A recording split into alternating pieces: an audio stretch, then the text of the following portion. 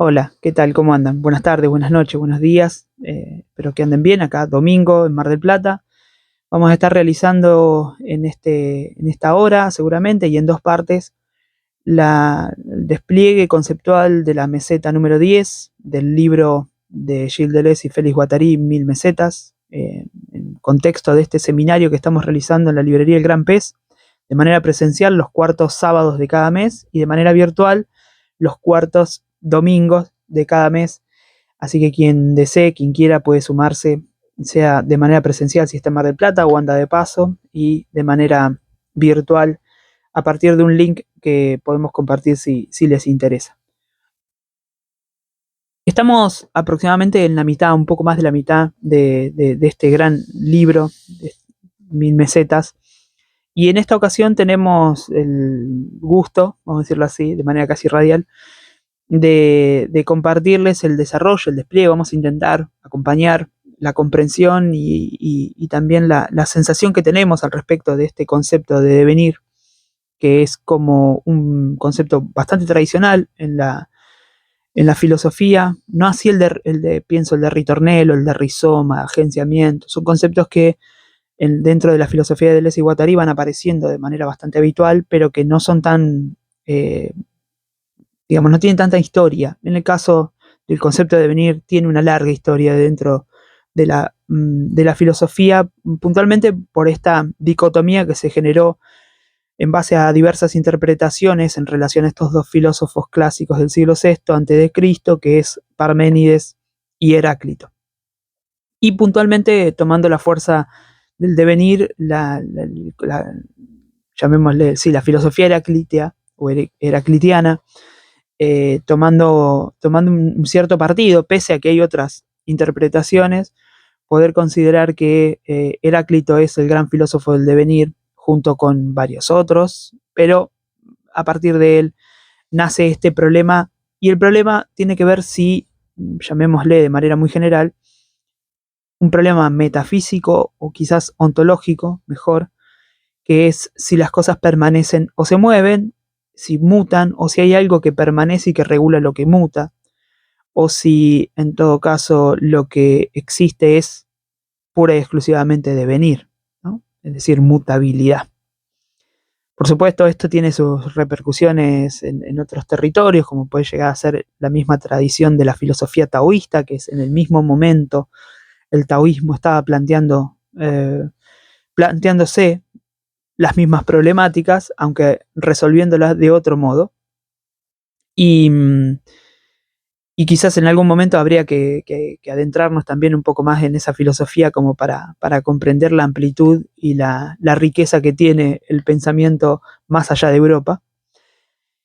Y lo que vamos a tratar de plantear con este problema del devenir es qué concepción de devenir plantean Deleuze y Guattari y cómo se enlazaría dentro de esta tradición que en principio, en el caso de Deleuze puntualmente, va a estar vinculada poco con Heráclito, mucho más con Nietzsche, pero que va a estar latiendo y permanentemente como una discusión físico-ontológica de ese tiempo también, ¿no? Pensando en cómo Henri Bergson planteó propuestas vinculadas al concepto de duración, que podría llegar a ser una y multiplicidad, algo muy, muy cercano a este concepto de devenir, y por lo pronto también la relación con Gilbert Simondon, ¿no? Como filósofos y teóricos que contemporáneamente a Deleuze, o un poco antes, habían estado ahí debatiendo. Y sin duda, y ahí ya habría que hacer otra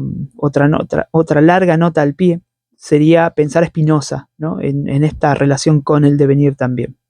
Pero digo, en definitiva, ese problema histórico de la filosofía acá toma una fuerza particular, se territorializa de un modo específico que está muy vinculado, para mi gusto, con los cuerpos, que es un poco lo que a mí me interesa trabajar siempre, y en este caso pensar que el devenir siempre va a estar, la meseta del devenir va a estar vinculada con las mesetas que vimos anteriormente, principalmente con cómo hacerse un cuerpo sin órganos y año cero rostridad, que son dos mesetas que para mí son las mesetas que hablan de la corporalidad, inevitablemente, podemos enlazar una trilogía con esta meseta del devenir para poder pensar los cuerpos en devenir, ¿no? Pero vamos a arrancar y vamos a plantear un montón de cosas en este audiovisual. Por eso decía que seguramente vamos a tener que armar dos, porque son 60 páginas de recorrido y de ideas que hay que ir tratando de desandar. Ustedes van a ver, como siempre mostramos aquí, ahí, sí, espero que se vea. Van a ver unas imágenes de hombres lobos que remiten a ánforas etruscas y que van a traer este problema, así como estas hibridaciones, podríamos decir, estos entrecruzamientos de lo humano y lo animal, va a venir de antiquísima data, porque de hecho uno podría pensar que casi todo el panteón divino egipcio está entrelazado entre figuras antropomórficas y animales. Podemos decir que esto no es novedad, pero sí, particularmente vamos a encontrar que en la fecha que ellos plantean un cierto problema, que es 1730, dan cuenta de que la fecha de esta meseta parte de 1730 y por tanto el problema de su devenir, el sentido del devenir que ellos están tratando de plantear, van a ser a mediados del siglo XVIII.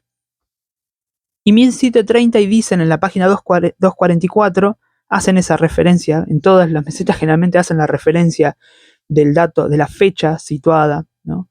Recuerden que siempre, yo creo que en audiovisuales anteriores, en videos anteriores, hablamos del concepto de exaidad, en esta vamos a hablar también, pero siempre que mencionan el concepto de exaidad lo definen como una fecha, como un momento, como un atardecer, como un gesto. Siempre están ahí pensando en esto, por eso tienen fechas estas mesetas. Y acá puntualmente vamos a encontrar 1730 y lo que citan en la página 244 dicen, entre 1730 y 1755 solo se oía hablar de vampiros. Esto, ustedes van a notar que en la meseta se habla de 1755, yo no sé si es un error de edición o de transcripción, pero yo busqué la cita, esa referencia remite a la llamada vampiro del Diccionario Filosófico de Voltaire de 1764, y que en esa, digamos, en la cita original, podríamos decir, dice 1730-1735. De todas maneras, inmediatamente años posteriores, no muchos, un par de años más, ya se empieza a utilizar la palabra vampiro como algo recurrente en la literatura, ¿no? Pienso. Y si mal dato no tengo, creo que la primera obra literaria es de 1819, que se llama El vampiro, puntualmente. Pero sí es verdad que en esa época se hablaba mucho de vampiros. Entonces, el vampiro como figura va a estar presente a lo largo de esta meseta porque va a ser como la figura característica de las potencias que tiene el devenir. Es decir, de una potencia de indiscernibilidad no representacional en relación a su propio reflejo, pero también sobre la potencia de contagio, ¿no? De contacto y contagio. Y si ustedes ven, la meseta arranca, va a estar dividida en pequeños capítulos que se llaman recuerdos. Yo tengo acá en un resumen realizado, son 15 capitulitos dentro de esta gran meseta, muchos referidos al recuerdo, pero llegan al último, 14 y 15, que no están numerados, pero donde ya los últimos ya no, el último ya no habla de recuerdos, sino que dice devenir música.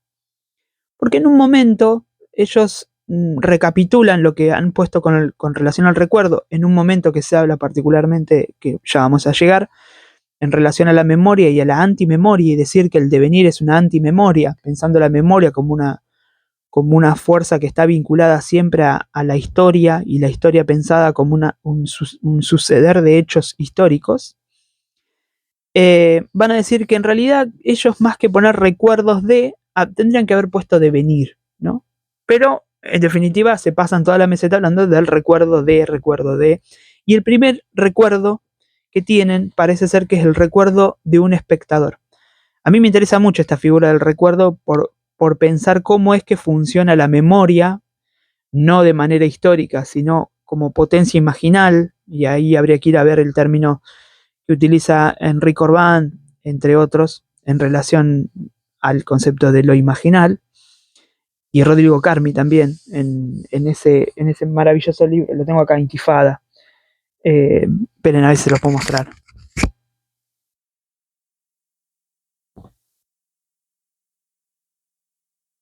Este es el libro Intifada, donde se tematiza, se problematiza también el concepto de lo imaginal. Pero si vamos, y no quisiera estirar mucho más, pues ya el preámbulo me llevó 10 minutos y quisiera ir recuperando no más de una hora para después sí hacer una segunda parte y poder culminar con la meseta. Pero al principio se habla de recuerdos de un espectador y así arranca esta meseta pensando en una película particular que se llama Willard de 1971. Es una película de Daniel Mann que es una película de terror básicamente, que estuvo dirigida por este Daniel Mann y escrita por Gilbert Ralston, y está basada en una novela de Stephen Gilbert que se llama Los cuadernos del hombre rata. La película también fue traducida como La revolución de las ratas, y en definitiva cuenta la historia de una persona, de un muchacho que vive con su mamá y que tiene un trabajo, eh, y penosamente, digamos, va a trabajar hasta que empieza a tener un vínculo muy particular con una rata en su casa, y por tanto también con una multiplicidad de ratas. Y al fallecer su mamá, digamos que hay un devenir animal que va a estar ahí presente. De hecho, Deleuze y Guattari en la página 240 van a hacer todo un análisis y van a decir en ese párrafo que todo está presente en esta película. Hay una versión del 2003 que la pueden ir a ver también, un poco más, con otro final, según me decían en el grupo. Cuando tuvimos el grupo, yo no recordaba, no había visto la película, la había visto pero no la recordaba, la del 2003, y tiene un final diferente, tienen finales diferentes. Y Deleuze y Guattari dicen un devenir animal que no se contentan con pasar por la semejanza, que la semejanza más bien obstaculizaría o bloquearía, un devenir molecular con la pululación de los ratones, la manada, que mina las grandes potencias molares, familia, profesión, conyugalidad, ¿no? Esto es algo que pasa en la película. Parece ser que esta manada de ratas, que no conozco el término justo para las ratas en relación a ese conjunto de ratas, eh, va a estar conjurando permanentemente todo aquello, aquella producción institucional, social, que intente capturar al personaje, al protagonista de la película, en estas formas de la familia, la profesión, la conyugalidad, ¿no? Como que va a estar desarmando permanentemente eso en pos de una especie de agenciamiento o de devenir animal que se da en este bloque de sensaciones permanente que se genera entre lo humano y lo animal. Y sobre todo también llegando a un punto clave que ustedes si después ven la película, y de hecho podría dejarles un link abajo para que puedan acceder a la película si no tienen la chance, y ver que, bueno, termina en una línea de fuga final que ustedes pueden ver tranquilamente si se remiten a la película. El segundo recuerdo, este es el recuerdo que va a estar vinculado al recuerdo de un naturalista. Esto va a tener que ver con, para poder hablar del devenir animal hay que pensar cómo ha sido interpretado o comprendido el concepto de animalidad y cómo son las relaciones entre animales. Para esto van a hacer una referencia a dos conceptos que habitualmente se trabajan dentro, por un lado, históricamente dentro de la filosofía, dentro de la metafísica, pero después a nivel antropológico sobre todo, o etológico, dentro del campo del estructuralismo. Por tanto, esta noción del devenir va a estar disputando también metodológicamente un problema que tiene que ver con el estructuralismo como gran método de análisis, principalmente antropológico, pero que también se habría popularizado en el campo de las artes, en la literatura, etc. Y esto es pensar que la relación entre animales no son, y animales humanos, no son relaciones de semejanza, ni sobre todo esta estructura que permite coincidir en una especie de comparación o analogía que permita decir que esto es como tal cosa. Esto podría llegar a decirse, hay una referencia a Viveiros de Castro que podríamos acá discutir y pensar y problematizar, porque Viveiros de Castro, en el libro, que lo tengo allá, no lo tenía pensado mencionar, pero en su libro Metafísicas Caníbales, cuando él dice que el jaguar eh, se relaciona con la sangre como si, nos, digamos, sería A y B, jaguar, sangre, la relación que sería humano-cerveza. Yo entiendo, desde luego que se entiende que es un ejemplo, pero en esa similitud para poder comprender podremos encontrar que hay un rasgo estructuralista de fondo, aunque no lo utiliza de esa manera Viveiro de Castro, pero habría en principio un vínculo muy similar de comprensión. ¿Por qué? Porque nos queda muy limitada la comprensión de cómo sería la percepción de un jaguar en relación al deseo de la cerveza. Pero en principio digo esto porque la intención es poder desmarcarse de estas interpretaciones históricas, antropológicas y etológicas, y de la historia natural, biológicas, en relación a la serie y la estructura, y sobre todo a la semejanza y a la analogía. Lo que habría que hacer, dice Deleuze y Guattari, es una historia de las ideas en su continuidad y en su variación en relación a los umbrales que devienen otra cosa, momentos históricos, vínculos particulares que hacen mutar en un umbral transfigurador los vínculos que se están generando, ¿no? Es decir, la ruptura con un cierto imaginario para poder pasar a otro. Ese es el orden del devenir. Algo similar va a estar diciendo también eh, Foucault cuando piensa la relación del estudio de la historia a partir de las rupturas epistémicas. Entonces creo que van a estar en consonancia con la lectura Foucaultiana también. Ahora, así como no es ni semejanza ni analogía, tampoco es arquetípica la relación que hay, ¿no? Y esto también es interesante porque hacen una mención a la obra de Jung y van a decir los arquetipos pensados como representaciones analógicas. En ese sentido, no estaríamos pensando en esto. Se trata de ordenar las diferencias para llegar a una correspondencia de las relaciones, pues el animal se distribuye de por sí según relaciones diferenciales u oposiciones distintivas de especies, y lo mismo ocurre con el hombre según los grupos considerados. Van a hacer una mención también a Jean-Pierre Bernard, clásico helenista francés, contemporáneo de Deleuze y Guattari, en relación a la equivalencia de relaciones, pensando en esto, cómo se ha interpretado históricamente el vínculo entre el griego y la griega, vamos a decirlo así, con relación a la guerra y el matrimonio. Va a decir Bernard, el hombre es a la guerra lo que la mujer al matrimonio. Bueno, problemático, conflictivo, pero para poder pensar en cómo es que se intenta explicar, ¿no? Y qué es lo que hay de fondo. Van a encontrar en la página 243 un resumen, ¿no? Ahí hay un resumen. Y ese resumen dice, el entendimiento simbólico sustituye la analogía de proporción por una analogía de proporcionalidad, la seriación de las semejanzas por una estructuración de las diferencias, la identificación de los términos por una igualdad de las relaciones, la metamorfosis de la imaginación por metáforas en el concepto, la gran continuidad naturaleza-cultura por una falla profunda que distribuye correspondencia sin semejanza entre las dos, la imitación de un modelo originario por una mímesis primera y sin modelo. Este es el gran problema, ¿no? Todo esto. Ahora, en la página siguiente, 244, vamos a encontrar el primer planteo que se hace en relación al devenir.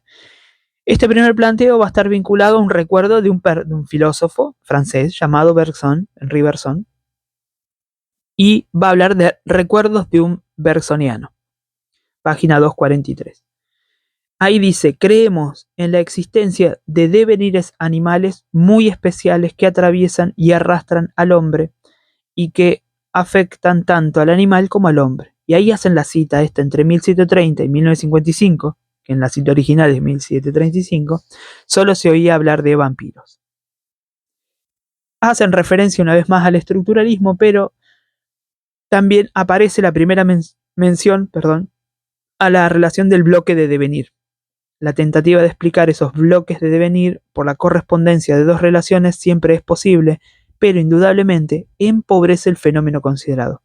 Esto es importante porque, claro, sea el estructuralismo en sus amplias concepciones de poder interpretar todo esto, no es que esté mal, lo que está sucediendo es que hay una captura, una reducción, un empobrecimiento de la riqueza que generan los mismos devenires. Entonces, básicamente estaríamos tratando de desplegar un poco más ampliamente las posibilidades que se generan dentro del devenir sin tener que reducirlo a una estructura. Acá empieza en la página 244, lo cual nos llevó en el grupo presencial un rato, no solo de leerlo, sino también de pensarlo, que es un párrafo que podríamos llegar a decir que es como clave, ¿no? Estos párrafos explicativos que intentan tratar de marcar el sentido de lo que se está diciendo, ¿no? En todo caso, no diría una definición, pero empezar a aproximarse a la noción del devenir.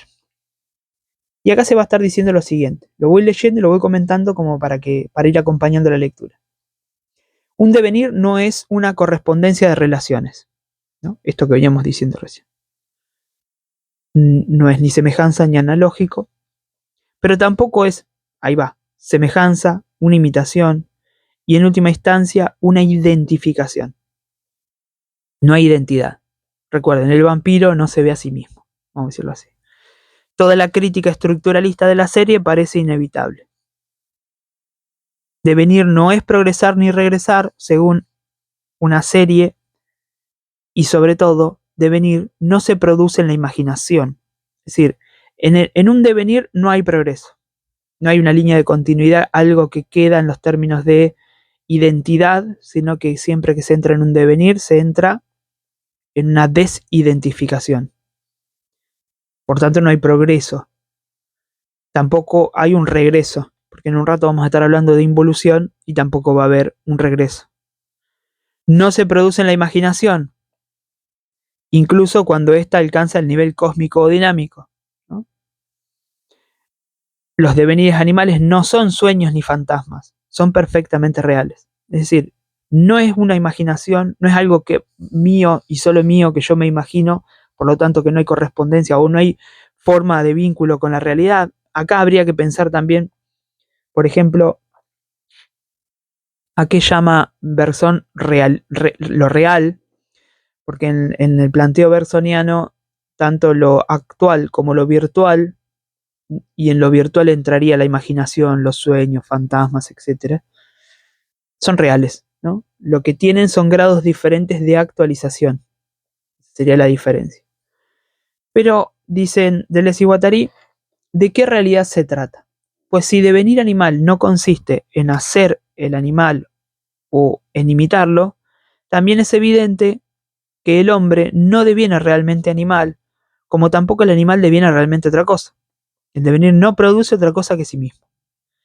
Esto es importante porque para poder decir que existe un devenir animal, estamos muy lejos de entender que por ponernos en cuatro patas, estamos deviniendo animal porque imitamos un perro, un gato o una rata, ¿no? No es por imitación que se llega ahí ni por identificación. Es una falsa alternativa la que nos hace decir o bien se imita o bien se es. Porque esto también plantearía que algo que ya Nietzsche en algún aspecto lo había hecho y Heidegger en relación a esto también, entre ser y apariencia, la postulación de la apariencia en tanto devenir, no en tanto falsa concepción en relación al ser, lo mismo había sucedido con el concepto de simulacro a partir de Platón, y pensar que entre la realidad y la copia, la idea y la copia, está el simulacro y el simulacro es de otro orden. Acá podríamos decir, entre ser y apariencia, el devenir es de otro orden, que rompe con esta relación entre el ser y la apariencia, o lo real y lo imaginario, o lo real y lo falso. El devenir solamente se da a sí mismo, se produce a sí mismo, y por tanto no es que un humano de bien animal ni un animal de bien humano. En todo caso, cuando eso sucede, hay procesos o de imitación o de domesticación. Lo que es real es el propio devenir, el bloque de devenir y no los términos supuestamente fijos en los que se transformaría el que deviene. El devenir puede y debe ser calificado. Ahora sí, perdón. Decíamos, el devenir puede y debe ser calificado como devenir animal sin que tenga un término que sería el animal devenido. El devenir animal del hombre es real sin que sea real el animal que él deviene. Y simultáneamente, el devenir otro del animal es real sin que ese otro sea real. Ese es el punto que habrá que explicar. Y acá la pregunta que se hacen como gran problema de este concepto. ¿Cómo un devenir no tiene otro sujeto que sí mismo? Pero también, ¿cómo no tiene término, puesto que su término solo existe, a su vez, incluido en otro devenir del que es en otro devenir del que él es el sujeto y que coexiste, forma un bloque con el primero? Es el principio de una realidad propia característica del devenir, la idea bersoniana de una coexistencia de duraciones muy diferentes, superiores o inferiores a la nuestra y todas comunicantes. Esto, ¿por qué tiene importancia? Porque lo que vamos a estar planteando en esta concepción del eso-guattariana, espinosista, nietzscheana, de que la realidad es inmanente, inmutable y, separada, mutable, móvil, es que no va a haber posibilidad de que exista o preexista. Esto es algo que tiene que ver con el concepto de empirismo trascendental en Deleuze, algo que venía trabajando Deleuze ya desde su primer libro de Hume. Ese libro que se llama Empirismo, esperen que, a ver si lo puedo mostrar. Este libro, Empirismo y Subjetividad, ya desde esta época, y que es un libro de 1953, y que el empirismo trascendental está pensado como una relectura, podemos decir, de Kant, una crítica a Kant, en tanto que las condiciones de posibilidad de una experiencia están ligadas de manera a priori, pero de manera fija, predeterminan, podemos decir en algún aspecto, aunque no sería tan así, sino que las condiciones para que una experiencia se tengan ya están preestablecidas. Acá las condiciones para obtener una experiencia están dadas coexistentemente con la experiencia real. Ese va a ser el planteo. Lo cual nos va a llevar a varias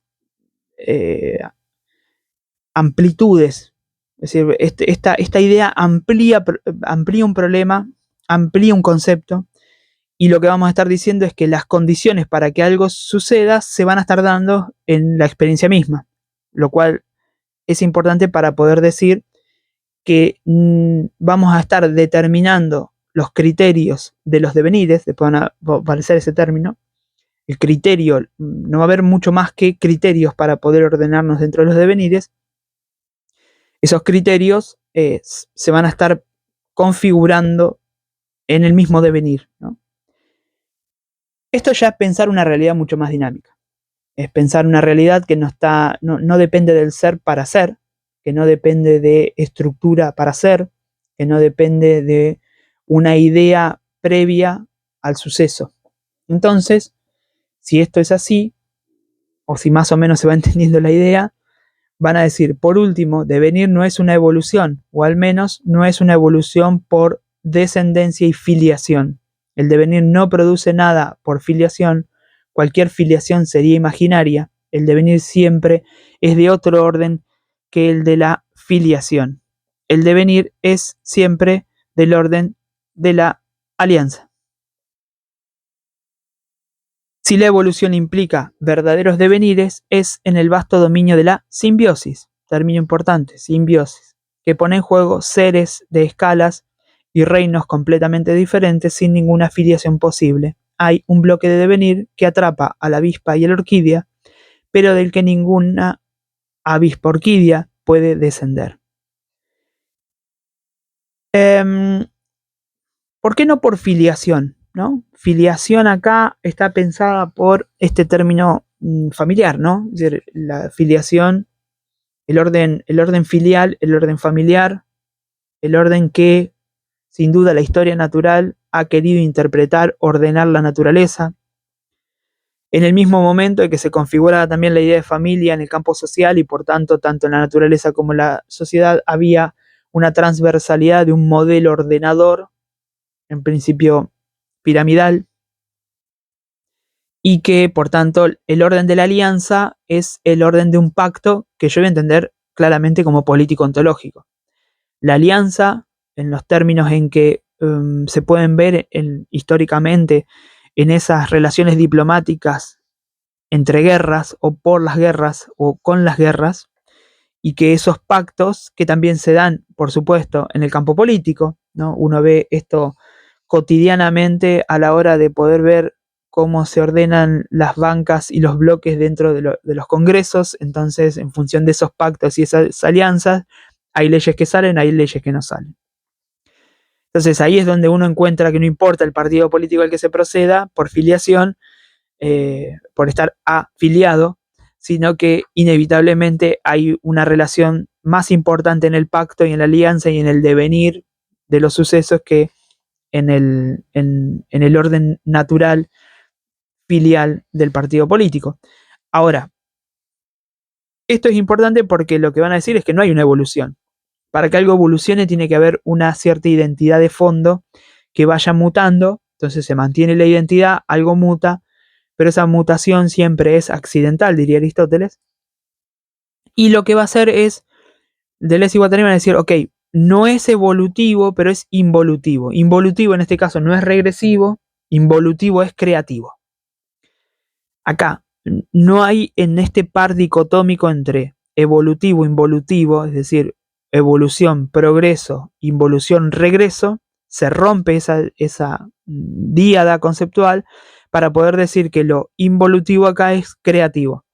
Así como el devenir no corresponde con la díada ser y apariencia, o ser verdad, verdad, falsedad, acá el devenir entra en esta lógica de la creación.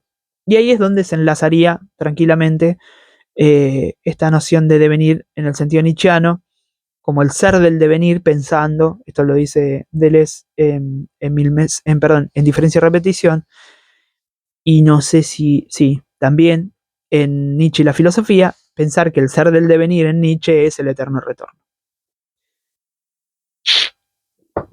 O el concepto de eterno retorno. Se va a hacer un resumen en la página 245.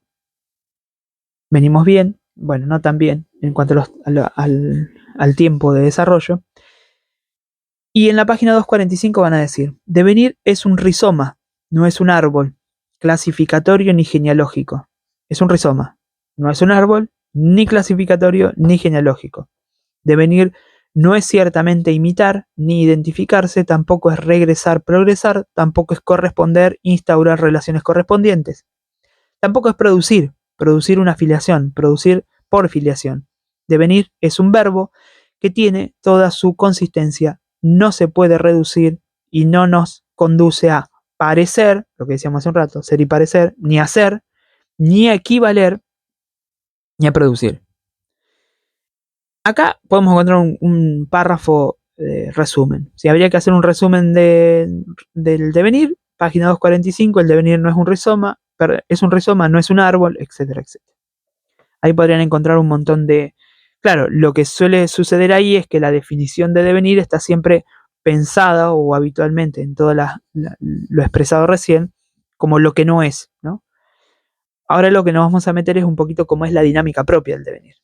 Lo que encontramos acá es dentro de la serie de recuerdos o micro capítulos, micro mesetas o micro mesetitas. Sí, está bien. Pensé que se había caído algo. Encontramos, hay un párrafo acá que inicia Recuerdos de un brujo 1. Recién decía, aprovecho, por supuesto, ir a ver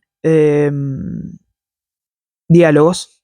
Hay un párrafo bastante dedicado al devenir, pero hay una autora, antes de entrarle a el Recuerdos de un brujo, para poder hablar del devenir animal, este libro, Deleuze, del animal al arte, si mal no recuerdo, sí, del animal al arte, no me acuerdo si está bien citado, que es un libro, uno de los primeros libros que yo leí de Deleuze, no sé si uno de los primeros, pero sí, uno de los primeros que conseguí, porque es de él, a ver si puedo llegar a encontrar la fecha, del 2006, sí, fue uno de los primeros. Va a tener el capítulo El animal anómalo y el capítulo Devenir animal, ¿no? Son dos capítulos con subcapítulos. El animal anómalo y Devenir animal es un libro exclusivo sobre el devenir animal, que estaría muy bien, porque está muy bien explicado, es corto y hace muchas relaciones y conecta con otros autores como Saint-Hilaire y demás, que creo que le nutren mucho esta noción. Otro de los libros que tengo de Subagnac, de Hans Subagnac, es Deleuze y el arte. Acá también aparece mucho la relación con el devenir, sobre todo con el devenir minoritario. Aparece acá. Este es un viejo texto que la misma Anne me mandó en su momento. Estamos hablando allá por el 2011 aproximadamente. Y quería hacer ese recorrido de textos que voy a dejar por allá, porque me quiero meter con una serie de textos satélite no, aliados, vamos a decirlo así, textos aliados para poder pensar esto del devenir brujo. Porque particularmente también para mí es un concepto que he recorrido, que me ha gustado, con el cual he trabajado, sobre todo la noción de corporalidad, para poder pensar los cuerpos. El devenir brujo es fundamental. Vamos a decir, la brujería, el esoterismo, el vínculo con la alquimia y todo el amplio aspecto de la magia, desde las tradiciones herméticas, las tradiciones esotéricas y sobre todo pensando a partir de Giordano Bruno y demás, esta noción de que la filosofía está vinculada a la magia, a la alquimia, al esoterismo, creo que es algo que históricamente ha sido relegado, menospreciado, que ha tenido toda una larga tradición paralela a la creación moderna del concepto de razón como referente de la verdad en relación a la filosofía, que para mi gusto ha sido esa gran tradición herética y que pensando en esta idea de la herejía como una elección de otro orden y pensado también lo esotérico en los términos en los que Antoine Fabre,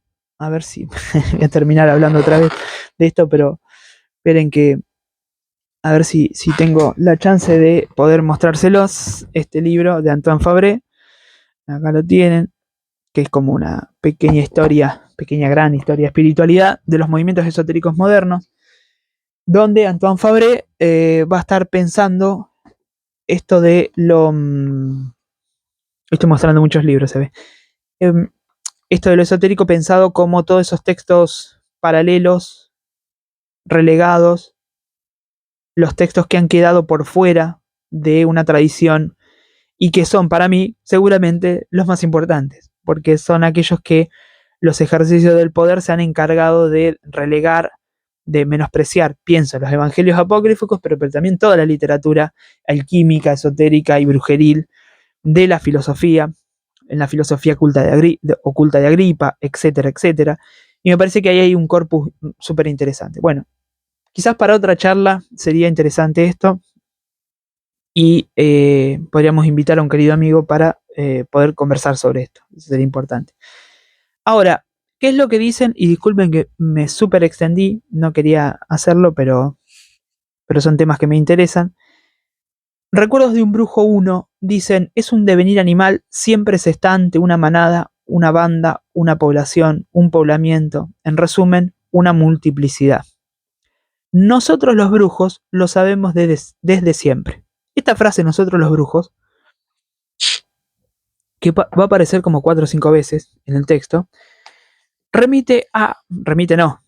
hay un libro publicado que remite a esa frase casi como repetida dentro del texto de esta meseta, y que nosotros los brujos, esta publicación que tiene por subtítulo Apuntes de Arte, Poesía y Brujería, donde hay textos de Deleuze y Guattari, de Libertela, de, bueno, de Echevarren, de varios autores, de Juan Salzano, y a él quería mencionar, por supuesto, porque es una de las personas que más ha estudiado estos vínculos que acabo de mencionar y que me parece súper necesario porque es quien ha prologado y traducido estos textos sobre Deleuze y la brujería y el Deleuze hermético de Joseph Ramey.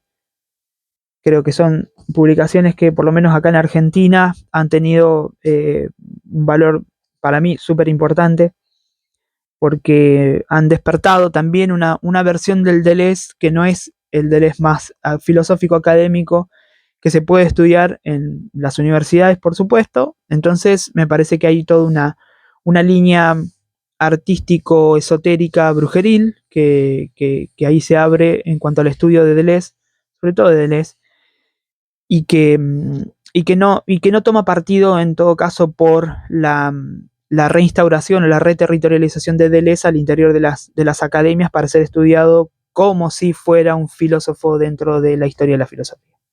Entonces, para mí creo que hay una línea de fuga importante en esta tradición y que va a remitir puntualmente a estos tres recuerdos, Brujo 1, Brujo 2, Brujo 3, de esta meseta de...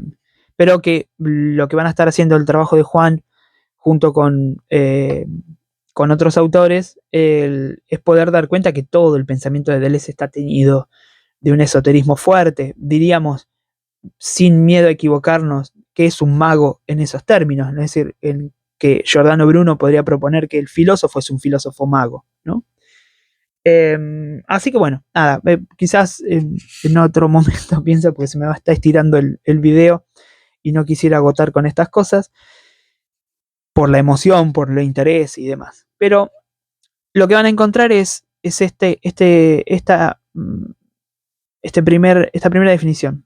En un devenir animal siempre se está ante una manada, una banda, una población, un poblamiento, en resumen, una multiplicidad. Pero esperen 2 segundos. Disculpen, me fui a buscar este libro de Rames porque no me acordaba bien la clase.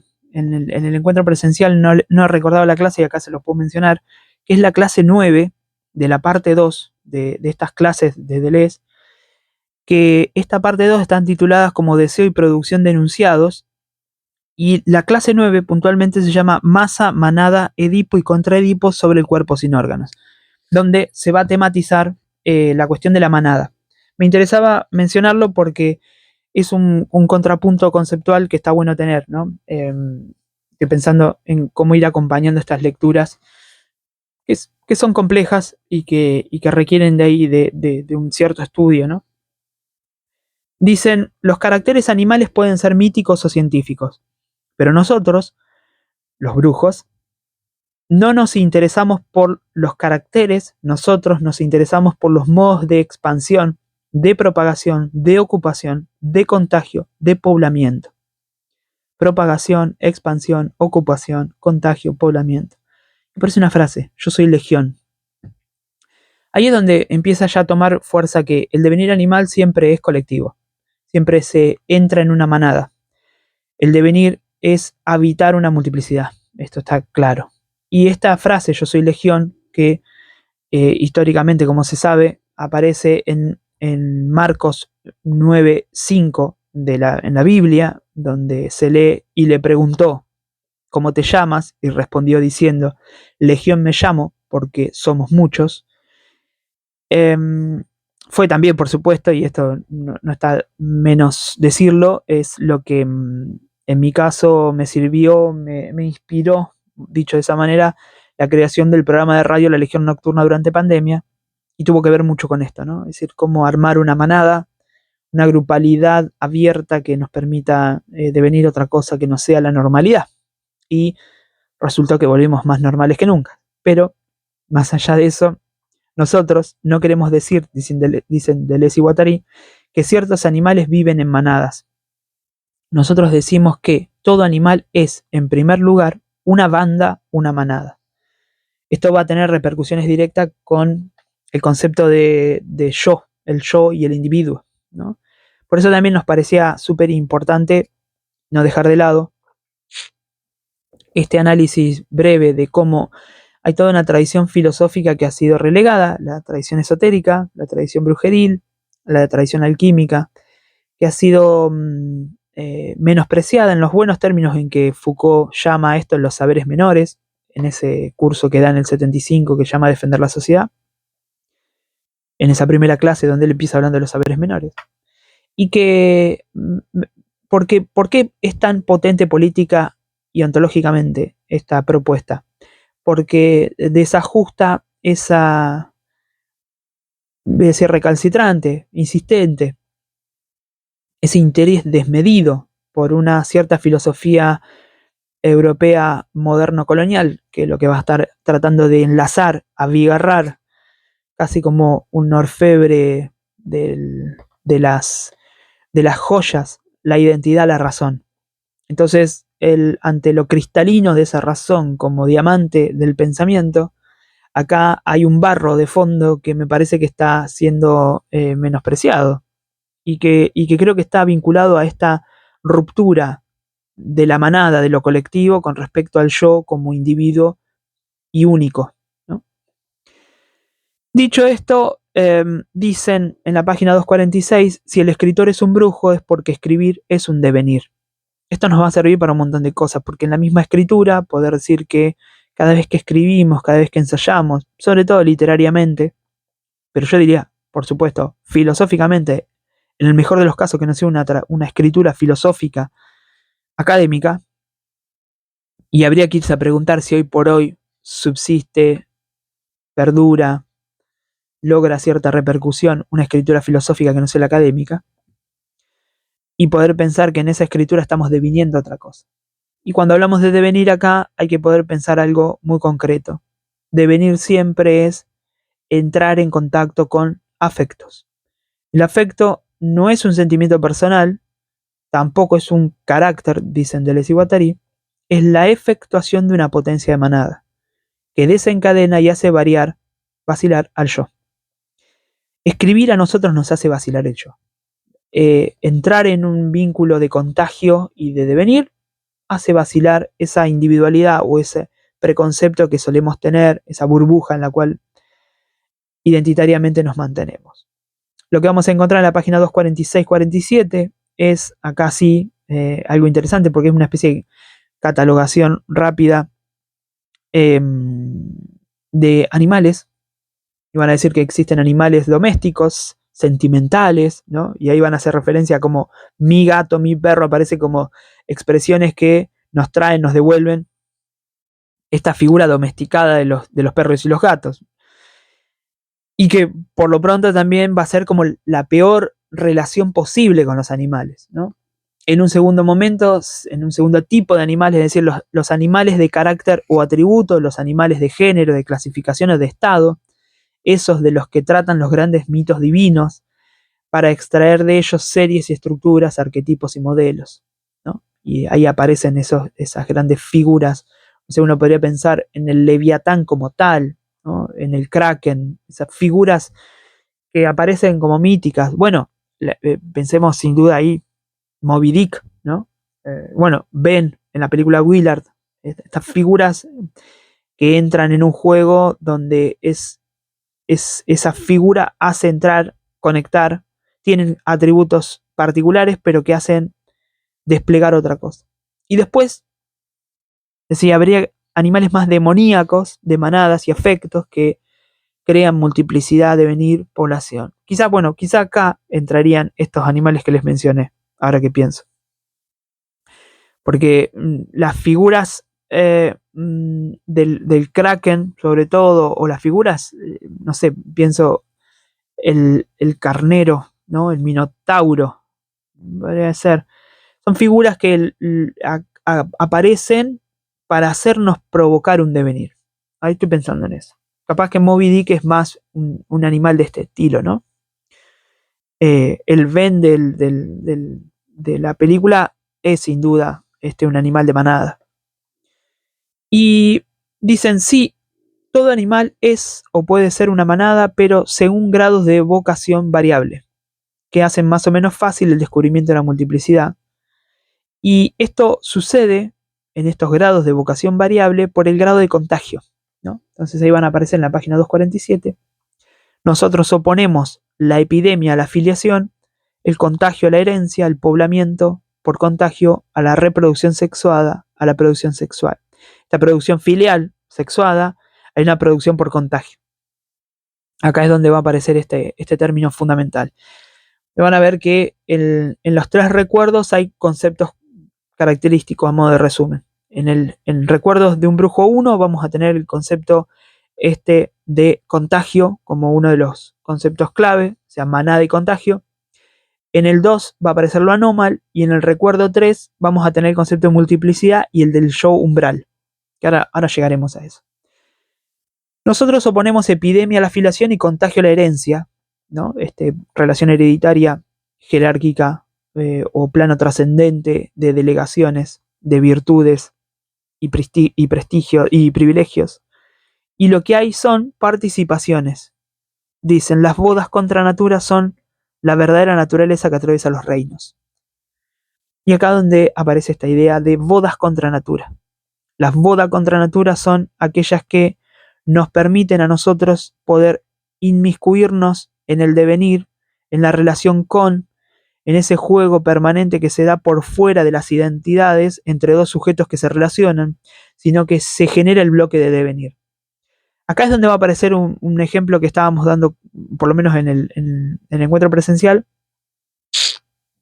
en relación a los amores, ¿no? En el momento en que se crea el amor cortés, hay una proliferación de otros amores, humanos y no humanos, una amplitud de amores infinitas que no remiten solamente a la pareja heterosexual y que fue construida paciente y meticulosamente de manera institucional, impuesta en muchos de los casos, a partir de todo un dispositivo de sexualidad que justamente en el siglo XVIII fue instaurado en casi todos los órdenes y amplitudes que uno puede imaginar, en el jurídico, en el médico, en el moral, en el familiar, en el sanitario, en un montón de órdenes donde la pareja heterosexual va a constituir la relación ejemplar para poder determinar y regular las relaciones de género y la circulación de afectos, ¿no? Entonces, la boda contra natura acá es una ruptura, una efectuación que nos permite poder pensar por fuera de ese vínculo binario. Y van a encontrar en la figura del vampiro, que el vampiro no filía, dicen, el vampiro contagia. La diferencia es que el contagio, y recuerden que esto también, hace un rato decíamos, a mediados del siglo XVIII, donde esto se está instaurando como pareja binaria, tenemos a la par toda una larga literatura de hombres lobos, de vampiros, de literatura fantástica que nos permite, más allá de la literatura erótica, son las dos máquinas de guerra, término que después veremos en la meseta del Tratado de Nomadología cuando hablemos de Tratado de Nomadología, cuando hablemos de máquina de guerra, la literatura fantástica, la literatura erótica van a ser grandes máquinas de guerra a la discursividad de la época y poder pensar que eh, estos contagios, ¿no? Estas filiaciones que permite el vampiro ponen en juego términos completamente heterogéneos. Esto es como la clave del contagio. ¿Qué es lo que hace el contagio? Pone en juego elementos heterogéneos. Por ejemplo, un hombre, un animal y una bacteria, un virus, una molécula, un microorganismo. Un poco el COVID, que esto también lo charlamos en el encuentro presencial, el COVID fue un gran contagio en estos términos de bodas contra natura en medio de un cuerpo sin órganos desplegado a nivel global. Siguen diciendo Deleuze y Guattari, o como en el caso de la trufa, un árbol, una mosca y un cerdo. Combinaciones que no son ni genéticas ni estructurales, interreinos, participaciones contra natura. Así es como procede la naturaleza contra sí misma. Y contra sí misma, a ver, ahora sí, decíamos, estas participaciones contra natura o la naturaleza contra sí misma es por romper esa interpretación de la naturaleza en términos lineales, en términos jerárquicos, en términos filiales, en términos familiares, ¿no? Y acá va a aparecer en la página 248 la relación con los sexos. Y dicen, esperen que ahí vengo. Bien, ahora sí, tarea cumplida. Le abrimos a Malbon. Dicen, hay tantos sexos como términos en simbiosis, tantas diferencias como elementos intervienen en un proceso de contagio. Nosotros sabemos que entre un hombre y una mujer pasan muchos seres, que vienen de otros mundos, traídos por el viento, que hacen rizoma alrededor de las raíces y que no se pueden entender en términos de producción, sino únicamente de devenir. Este párrafo es como hermoso, pero también creo que dice mucho por cómo está expresado también, porque entre un hombre y una mujer, bueno, más allá de la raíz binaria y heterocentrada que puede ser entre un hombre y una mujer, pasan muchos seres, podemos decir entre seres pasan muchos seres que vienen de otros mundos, y esto también es interreino, traídos por el viento. Esto me parece que es hermoso como imagen y sobre todo para poder pensar que hay algo que aparece, ¿no? Que emerge y que creo que hace rizoma en esos términos, y que el devenir pone en juego inesperadamente, llamémosle así. Esto es, gestando multiplicidades en esos términos heterogéneos y en cofuncionamiento en tanto contagio, ¿no? Por eso decíamos al principio esta idea fundamental del empirismo trascendental, de que los criterios de los devenires no están preestablecidos, sino que están determinados en el mismo momento en que algo deviene, es clave para poder entender por qué hay un cofuncionamiento de contagios y relaciones. Yo creo que esto también se puede entender perfectamente en el orden de las manifestaciones políticas, en el campo de las asambleas, en relación a una manifestación de decir, una marcha, y van a ver que hay contagios y devenires y efectos y demás y demás.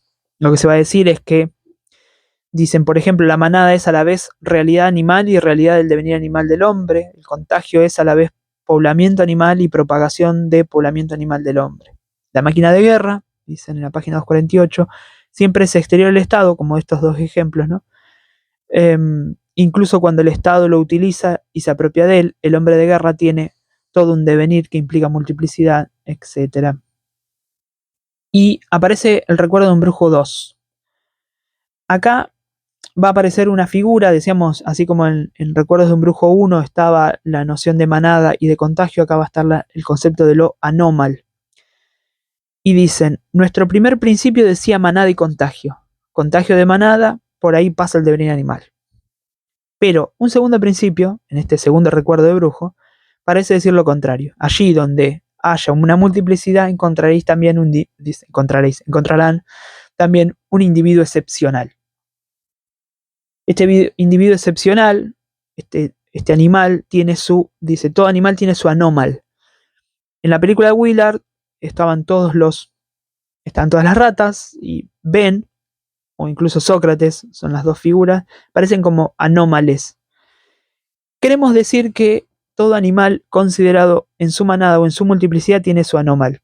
Y anómal es un término, lo explican así, adjetivo caído en desuso, tenía su origen muy diferente de anormal.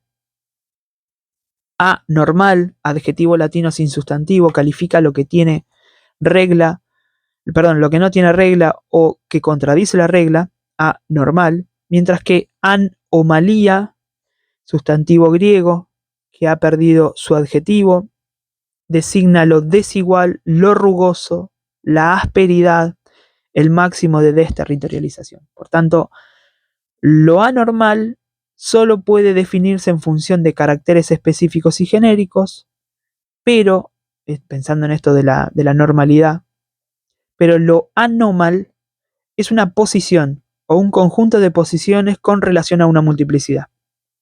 Los brujos utilizan, pues, el viejo adjetivo anómal para situar las posiciones de un individuo excepcional en la manada. Para devenir animal, uno siempre hace alianza con el anómal. Pone el ejemplo de Moby Dick o de Josefina. El anómal no es ni individuo ni especie, solo contiene afectos. Esto es algo clave, ¿no? El anómal no es el animal domesticado, no es aquel animal que a nosotros se nos acerca, digamos, nos mueve la cola. Es un animal que va a aparecer y que nos va a hacer entrar en devenir, ¿no? Imagínense, va a hacer pasar por nuestro cuerpo afectos. Afectos extraños. Puede llegar a ser un rebuzne de un búfalo no invisible en el medio del bosque, tranquilamente. Y esto es una experiencia personal. Y no implica ni sentimientos ni familiares o subjetivos, ni caracteres específicos significativos. ¿Qué es? Dicen, el anómal es un fenómeno, pero un fenómeno de borde, por las líneas y las dimensiones que implica en intención, con S, intensivamente, dice, si cambian de dimensiones, si añaden o retiran alguna, cambian de multiplicidad. Esta es como la gran definición del concepto de multiplicidad. Esto es parte de la página 250 para encontrar esta noción de multiplicidad en relación al anómal. El anómal, en definitiva, es esa posición que se da de variación al interior de una multiplicidad y que permite hacer variar la multiplicidad en su totalidad. Esto es algo muy diferente a la noción que podría llegar a tener de identidad y de variación de lo múltiple. Esto es algo que ya hemos comentado varias veces. Por tanto, el anómalo es una posición periférica, una posición de borde, y que sin duda que esto es algo que habitualmente se tiende a reterritorializar dentro del orden de las estructuras molares como la familia, el Estado, etc. Entonces van a ver que, por ejemplo, cuando hablemos de máquina de guerra, esto va a aparecer. En los estados, cuando hay un hacker que hackea al estado, se lo intenta comprar o se lo intenta sobornar o se lo intenta capturar, ¿no? Para que trabaje para el estado, porque es bueno haciendo lo que hace, ¿no? Ese anómal de esa manada especial de hackers terminan siendo capturados para ese uso. Y dicen, los brujos siempre han ocupado la posición anómal, en la frontera de los campos y de los bosques. Habitan los lindes, están en los bordes del pueblo o entre dos pueblos. Lo importante es su afinidad con la alianza, con el pacto, que les da un estatuto opuesto al de filiación. Con el anómal, la relación es de alianza. El brujo está en una relación de alianza con el demonio como potencia del anómal. Este también es otro elemento interesante para poder pensar esto. El brujo mismo, la bruja misma, la bruja es anómal en relación a lo humano de la comunidad. La alianza o el pacto son la forma de expresión para una infección o una epidemia, que son la forma de contenido. En la brujería, la sangre es de contagio y de alianza. Se dirá que un devenir animal es un asunto de brujería. Hay una frase que aparece también esta casi la que la recuerdo de memoria, en ¿Qué es la filosofía? En la página 46 de la edición del 2009 de Anagrama, se dice: pensar es siempre seguir una línea de brujería. Es muy similar a esto, ¿no? Es como una frase que a mí me gusta mucho porque ahí hay una diferencia, ¿no? Cuando desde Heráclito, Spinoza, Nietzsche, Bergson, Simondon, Deleuze, Guattari, etc. Esa línea, todos los esotéricos, todas las esotéricas, apuestan por el devenir, es porque entienden que el pensar es un devenir, que pensar no tiene que ver con una ordenación categórica de categorías, ¿no? Categórica de la realidad, sino de una relación de contagio, de afectación, de experimentación y por tanto de hacer devenir la propia experiencia. Y esto es algo que es interesante porque también dentro de esta línea de pensamiento no se menciona, por ejemplo, o nosotros podríamos mencionar a los cínicos antiguos.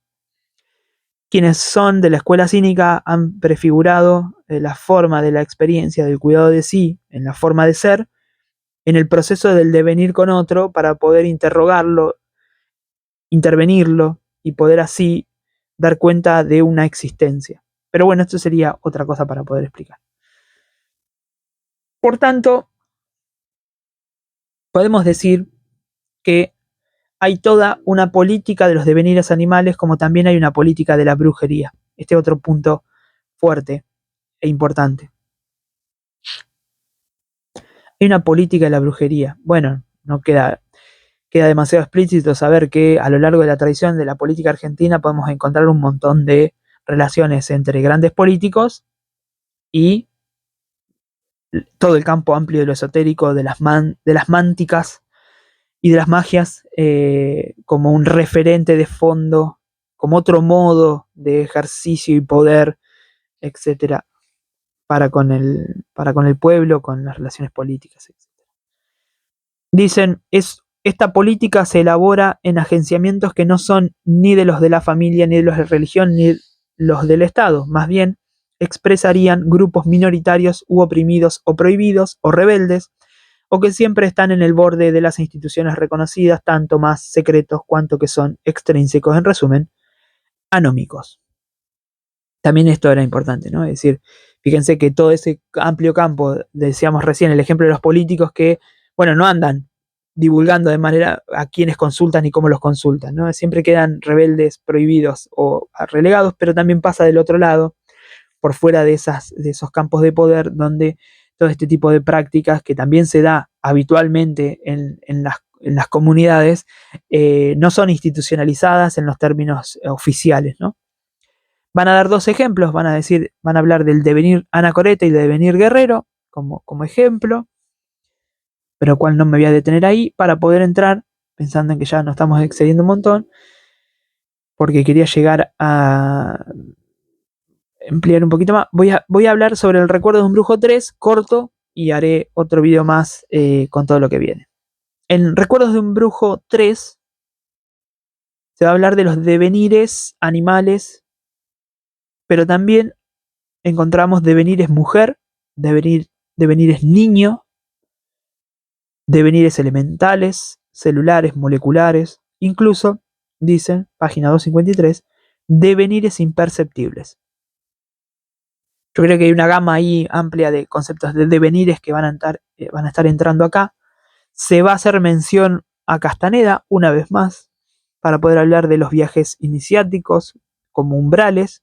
Esto queda muy, muy explícito por lo menos en los 4 primeros tomos de la saga esta de Castaneda, con el brujo Jackie Don Juan, desde, por supuesto, las enseñanzas de Don Juan, enseñanzas de Don Juan, una realidad aparte, Viaje a Ixtlán y Relatos de Poder, y ahí van a ver todo un proceso de lo que estamos llamando el proceso de adentrarnos en el mundo de lo desconocido, y que creo que va a estar pensando en esto. Y en la página 254 van a encontrar nuevamente este concepto de multiplicidad definido en los términos que decíamos recién, ¿no? La relación entre, así como está el ser y lo múltiple, el ser y la apariencia, el ser verdad y la falsedad, vamos a encontrar en realidad devenir multiplicidad en un campo de inmanencia, de cofuncionalidad a partir del devenir y la multiplicidad, en una insistencia de los contagios heterogéneos, podemos decirlo así. Una multiplicidad, dicen ahí, se define por el número de sus dimensiones, no se divide, no pierde o gana ninguna dimensión sin cambiar de naturaleza. Esto es otra cosa que aparece importante y que va a referirse al yo. Y entonces ahí es donde volvemos a lo que ya veníamos conversando, ¿no? El yo puede funcionar como un yo identitario que prefigura las mutabilidades, las variaciones de manera accidental, o ese yo puede funcionar, nuestro nombre, puede funcionar como un anómalo para la multiplicidad que somos, como ese fenómeno de borde. Nuestro yo, nuestra identidad, hacerla desbordar en los términos de atravesar esos planos identitarios que conjugan nuestras múltiples formas de existir. Entonces el yo deja de ser un yo identitario para pasar a ser un yo umbral. El término umbral acá está pensado claramente como una zona de transacción, una zona, si se quiere, de frontera permeable, bueno, como las que tenemos acá, Es decir, un umbral, una puerta, un devenir entre dos multiplicidades. Les leo lo que dicen Deleuze y Guattari. Cada multiplicidad se define por un borde que funciona como anómalo. Pero hay una hilera de bordes, una línea continua de bordes, una fibra, según la cual la multiplicidad cambia. Y en cada umbral o puerta hay un nuevo pacto. Una fibra va de un hombre a un animal, de un hombre a un animal a molécula, de molécula a partícula, hasta lo imperceptible. Toda fibra es fibra de universo. Esta frase para una remera. Toda fibra es fibra de universo. Una fibra, una hilera de bordes constituye una línea de fuga, una desterritorialización. Esta idea de fibra acá, a mí claramente me remite al manojo de fibras luminosas que utiliza Castaneda para poder definir lo que somos. Castaneda va a definir a las personas como un manojo de fibras luminosas. Yo creo que ahí está la antropología vibrátil, la antropología energética, podríamos decir, dudosamente, a la que remite Castaneda, pero también toda la tradición, o una de las tradiciones indígenas de los yaquis, toltecas y demás. Acá va a aparecer algo, me estoy estirando un montón, cierro con esta idea y arranco la otra parte, la segunda parte. Cada multiplicidad es simbiótica, esto creo que queda claro. Reúne en su devenir animal vegetales, microorganismos, partículas locas, toda una galaxia. Tampoco hay un orden lógico preformado entre dos heterogéneos, entre los lobos, las abejas, los anos y las pequeñas cicatrices del hombre de los lobos. Por supuesto, la brujería no cesa de codificar ciertas transformaciones de los devenires. Para esto, Deleuze utiliza un término, les leo el párrafo y ahí se los comento. Dice, y entre ambas, umbral y fibra, simbiosis o paso de heterogéneos, así actuamos nosotros los brujos. No según un orden lógico, sino según compatibilidades o consistencias alógicas. Nadie puede decir por dónde pasar una línea de fuga. Esto de las consistencias alógicas es fundamental, porque también hay toda una tradición larga que remite a la lógica, en esta lógica binaria, sobre todo binaria, y de no contradicción, para poder encontrar que la existencia es perdurable en la mismidad y no en la diferencia. Acá las consistencias alógicas están pensando en que existe posibles relaciones heterogéneas que se dan consistencia a sí mismas. A modo, digamos, de extraño ejemplo, podemos claramente citar el movimiento surrealista. El surrealismo, sobre todo el dadaísmo, ha establecido estas conexiones alógicas como un modo de consistencia momentáneo. Los happenings a nivel artístico, situados, eventuales, experimentales, plantean en su efectuación esta producción de conexiones alógicas, pero eso, porque lo podemos ver, lo podemos pensar artísticamente, pero esto es algo del orden de lo ontológico. Efectivamente, en el orden ontológico, en el orden existencial, por ponerle algún nombre que no sería el más correcto, estas conexiones, estas consistencias alógicas son las más probables, son las que más se dan habitualmente. Estas conexiones que podíamos decir recién, ¿no? Entre, no sé, una trufa, un cerdo, una mesa, ¿no? Como que hay conexiones que se dan insospechadas y eso se da consistencia a sí mismo. Y parece que eso funciona. Ahí el criterio sí es del orden del funcionalismo, donde algo funciona o no funciona. Y para que eso funcione o no funcione, lo que se tiene que dar ya no es dentro de ese orden lógico preformado de los devenidos, las multiplicidades, no es ese orden prefigurado, sino que es figurado o compuesto o conjugado por criterios que se dan en el momento en que algo se agencia.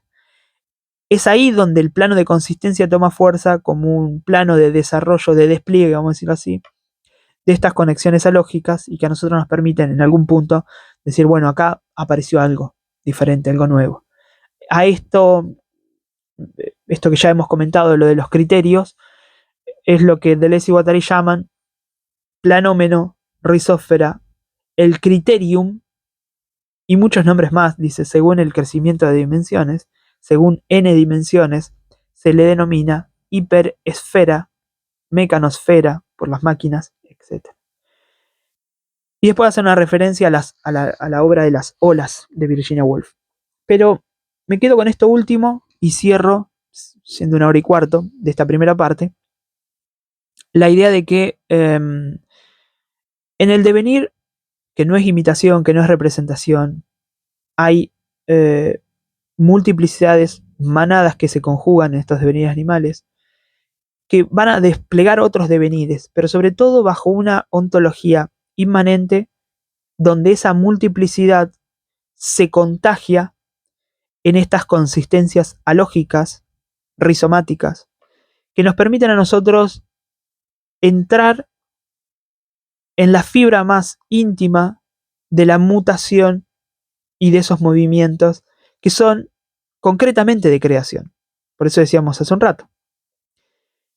Es importante dar cuenta de que acá la creación como tal, el devenir, es creador, ¿no? Creador de algo, no emergente de manera, llamémosle, original, sino originario, en tanto que hay algo nuevo en eso y que esa novedad está mostrando un nuevo agenciamiento, una nueva forma de vincularse. Dejaría acá para poder entrar en el próximo recuerdo, que es el recuerdo de un teólogo, y página 257 para poder seguir y dar continuidad a toda la meseta que viene. Bueno, dejamos acá. Ahora hacemos otro.